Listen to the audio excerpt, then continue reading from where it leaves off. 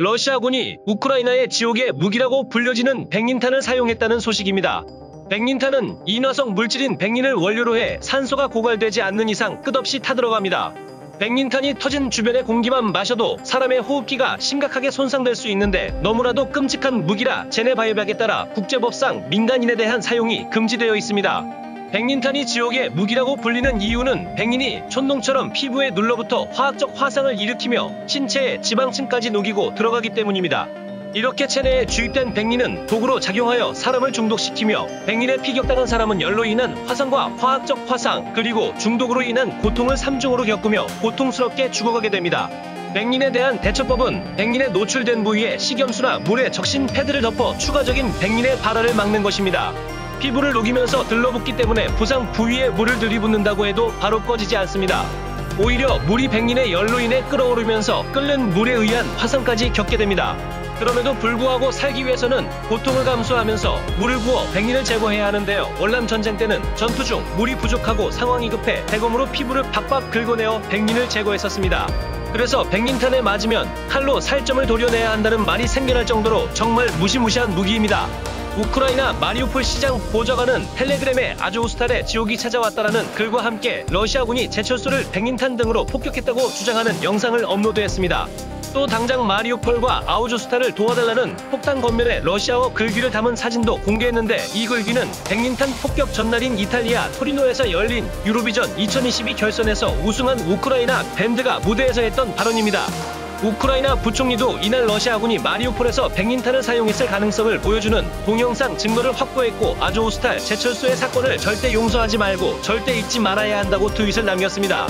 이에 따라 러시아군은 우크라이나의 마지막 항전지였던 남동부 항구도시 마리우폴에서의 아조우스탈 제철소를 점령하며 마리우폴을 완전히 점령하게 되었습니다.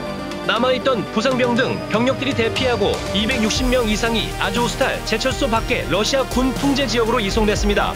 이들은 우크라이나와 러시아가 앞서 합의한 인도주의적 통로를 통해 이동한 것으로 알려졌습니다. 과거 이스라엘에서도 팔레스타인 민간인들에게 백린탄을 투사하여 국제적인 비난을 받았던 적이 있었습니다. 우리나라 국군에서도 백린탄을 보유하고 사용하고 있는데요. 육군은 연막 및 소위용으로 다양한 구경의 야포, 박격포용 백린탄을 운용하고 있습니다. 국군의 백린탄의 실전 사용에 관한 유명한 일화로 1973년 국군 제3보병사단의 37 완전작전을 들 수 있습니다.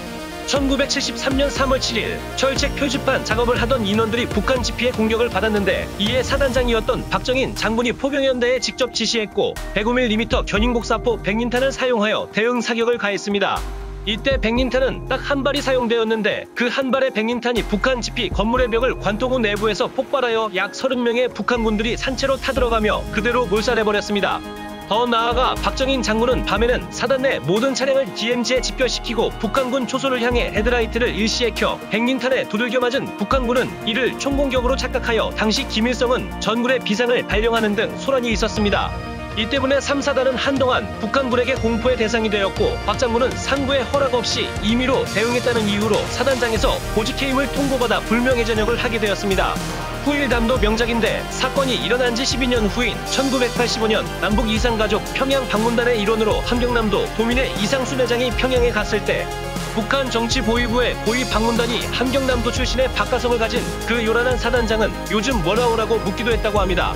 한편 우크라이나가 제2의 도시 하르키우에서 러시아군에 대한 반격에 성공하며 피난민 2,000명이 집으로 돌아가고 있다고 밝혔습니다.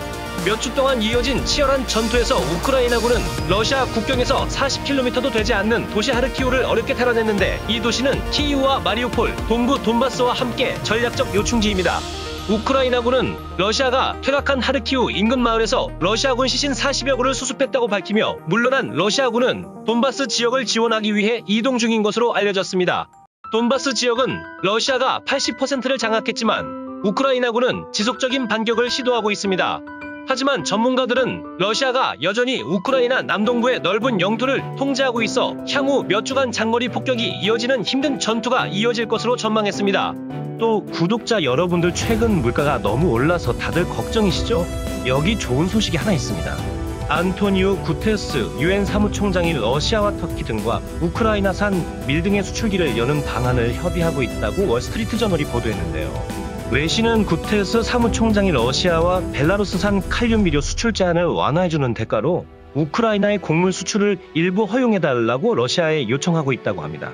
세계 최대 곡물 수출국 가운데 하나인 우크라이나는 수출 물량의 대부분을 흑해를 통해 운송해왔는데 러시아는 우크라이나 침공 이후 흑해 항구들을 봉쇄하고 있는 상황입니다.